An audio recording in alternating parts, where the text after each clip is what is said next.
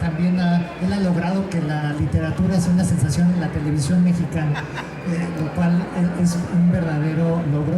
Y bueno, ha participado en programas de radio y televisión con Leo Zuckerman, con Gabriel Risco, con Gabriela Barkentin, tiene una columna en el sur de Guerrero, colabora con diversos diarios y, como les decía, su maestría la dedicó a una tesis sobre Roberto Bolaño y Octavio Paz. Y en 2022 publicó el libro de relatos Olar a Lluvia, y ya se publicó en México también. En Buenos Aires, pero aquí ha circulado en México también. Entonces, bueno, una voz, digamos, local y una chilena que reside en Barcelona desde hace algunos años nos acompañan para hablar sobre la literatura chilena. El primer tema que le quiero plantear a nuestros invitados es el de esta misma noción y su vigencia y su validez de literatura chilena. ¿Qué tanto en un mundo globalizado y en una lengua como el español que comparten tantos países, qué tanto podemos hablar de literaturas nacionales, qué sentido tiene, qué tanto comienzo con Paulina para preguntarte qué tanto te sientes chilena, o si eso sientes que más allá del aspecto del dialecto que usan tal vez tus personajes, qué sientes que hay de chileno en tu literatura y cómo ves esas categorías nacionales en el entorno de la literatura en español hoy en día. Sí.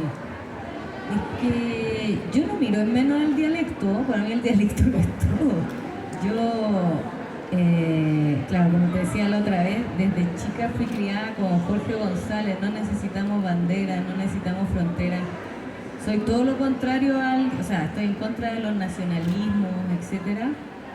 Pero si tengo una patria son los chilenismos. Esa es mi patria, los chilenismos. Y yo creo que, bueno, a nivel académico, no sé, no conozco tanto la conversación a nivel académico. A nivel periodístico,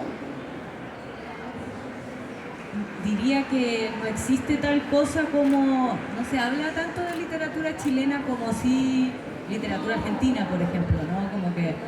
Como que la literatura argentina fuera como una especie de... porque son increíbles, ¿no? Desde Borges en adelante y ahora con la Samantha Schweblin, con la Mariana Enríquez, con Federico Falco, como si fuera como Marvel, no sé, como gente... superhéroes, o algo así. Sí, hay un universo ahí.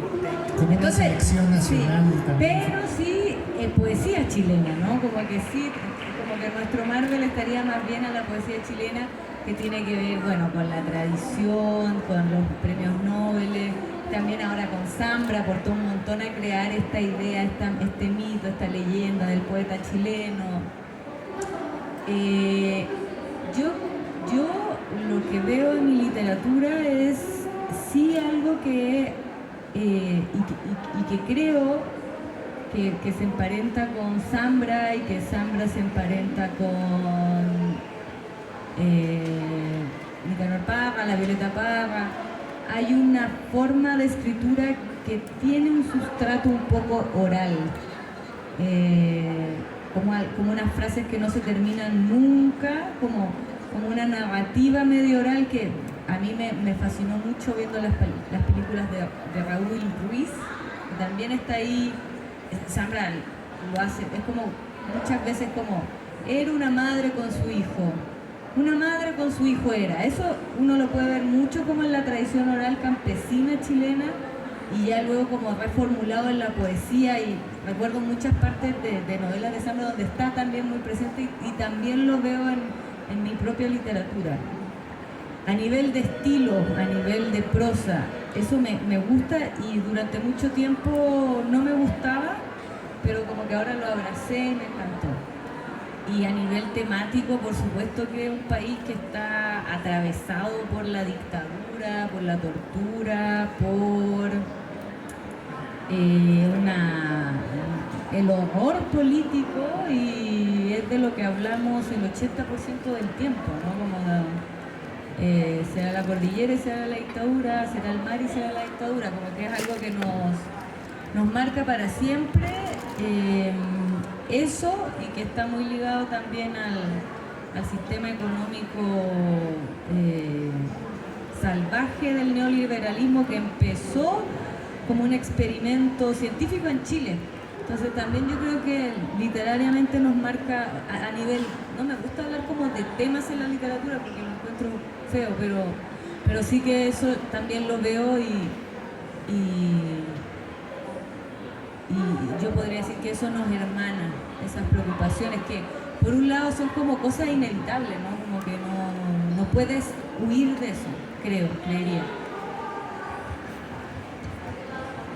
Antes de darle la palabra a Dan, les comento que, por ejemplo, en el número de Chile de la revista de la universidad de este mes, invitamos a una gran variedad de poetas, narradores, ensayistas, cronistas, y dos de ellas, dos poetas que admiramos mucho, que acaban de estar leyendo en otro foro aquí, Elvira Hernández y Daniela Catrileo, dos extraordinarias poetas de dos generaciones distintas, que nos compartieron poemas de manera independiente, ambos donde las montañas son el centro temático, las alturas nevadas de los Andes.